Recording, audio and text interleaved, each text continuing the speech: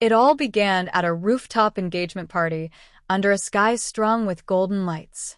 Glasses chimed, laughter floated across the skyline, and the city below felt like a quiet audience to our celebration. I stood beside Mia, the woman I devoted 5 years of my life to, 5 years of unwavering trust and loyalty.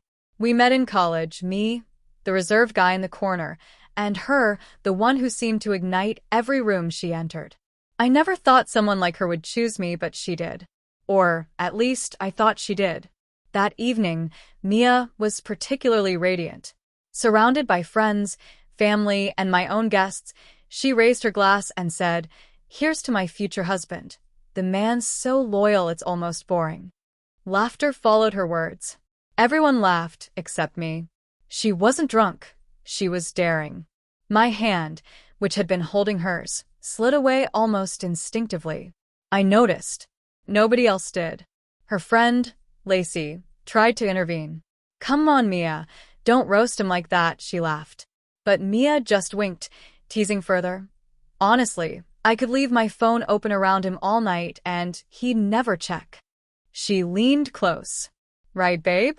Too loyal for suspicion. Playful, she thought. Harmless, she thought. But in that instant, something inside me shifted. Not anger, not betrayal, clarity. All the weird excuses, the sudden need for space, the unanswered calls and messages, they weren't coincidences. She had just dared me to look closer. And I did. For 2 weeks, I played the perfect fiancé, sweet, attentive, loving. The mask she expected. Meanwhile, I quietly accessed her cloud account from a shared device and started digging through her digital world. What I discovered didn't just break me, it humiliated me. There were messages with a man named Ethan, her coworker. But it wasn't casual flirting. Hotel bookings, intimate photos, and videos. Proof of a double life she had been leading while I believed in her loyalty. And it wasn't only Ethan. 2 more men, one in Miami, another right here in our city, each convinced they were the only one. Mia had orchestrated it all with precision, living multiple lives while I remained devoted, unsuspecting, loving. I could have called off the wedding quietly, spared everyone the embarrassment. But I chose not to.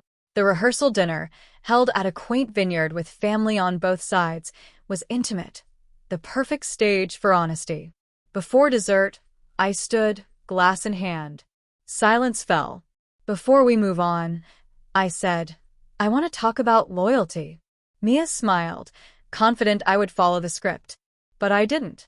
"Loyalty isn't something you advertise," I continued. "It's something you demonstrate." I believed we had something real.